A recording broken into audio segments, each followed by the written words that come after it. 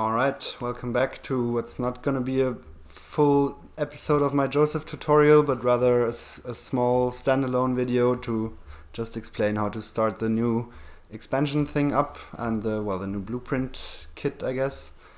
And I was really in a hurry to start this video because I wanted to have gray goo in the background. That's kind of a nice touch, I guess. If you're wondering what this is the Hall of Fame mod, the lovely by String Weasel, I think, which is featuring lots of awesome Factorio creations and mega bases and all those good things. So I can really recommend that. Okay, but I'm already starting to ramble. I just want to quickly show how to start the new Josef blueprint. So I'm just going to make a new map, set all the resources to high, and disable those two. Disable cliffs and disable biters. That's hopefully going to change soon. And set research queue to always and disable pollution. And I think that's it. I'm going to cheat a little bit because this is my second attempt at recording this.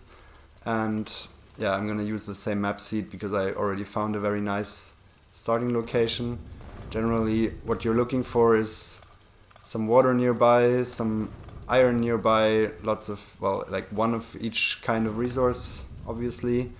And I'm gonna place a little super radar here.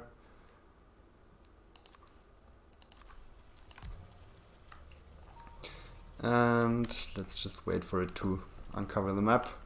In the meantime, I can enter the cheat command. You're gonna want this to have inserter stack size and like a little bit of robot speed. It should work without it, I guess, but it's gonna be painfully slow, and it's already gonna be painfully slow, so you don't want it to be even slower.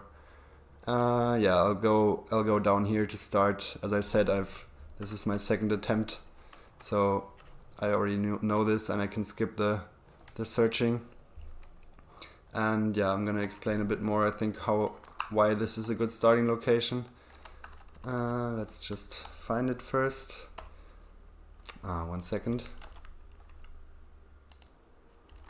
Alright, just had to re-import the blueprint because what I did is take it out from my inventory in another save file because I'm using the blueprint aligner mod, which is very nice, and this only works with blueprints in the inventory, and then of course I forgot to put it back in. Okay, so I'm gonna place this here, I think. This should be very nice.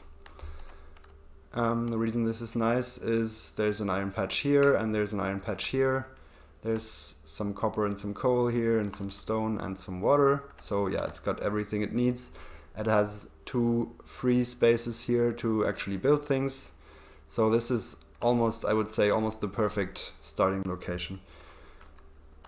Except for it's a bit foresty, but we can change that. Let's make this a little nice. I mean, it's going to deconstruct all those trees around it, but not in the starting location. Okay, and then there's just these fairly simple instructions to follow, I hope. I'll just go through them, turn these infinity chests into provider chests. If someone's listening who knows how to make mods, I would love a mod that can I would love to be able to use an upgrade planner to turn things from infinity chests or from normal to infinity or the other way around, but this doesn't work. This would be very handy for this scenario where you could make blueprints that include chests with materials in them and then just have an upgrade planner that turns these into normal chests. I mean, I have made a little tiny mechanism here for chests that need like this 1 green wire in them. Just this little thing, which is basically an inserter that just that moves once and then stops. But I don't want to do this for all these building materials. That would just be painful. Okay, I wanted to keep this short, and I'm already starting to get off track, so I'm just gonna do this and feed 1000 logistics bots into these into this outer network and 5,000 construction bots. I can use these little chests here, and the bots are going to be fed into the roboports once they're needed. And then I'm going to take 100 more of each and put them into the inner little network here. So step 2 is done. Then I'm going to turn all these chests into steel chests. Again, I would like a mod for this, but well, a little manual labor builds character, I guess. And I think that's almost all of them. Alright, so that's step 3. Then I'm gonna go to this word salad here and rotate my head by 90 degrees to be able to read this. And then I'm gonna copy this whole book and yeah, start feeding in these blueprints here. So this is the new cell one. This is the roboport one. Oops. And the landfill.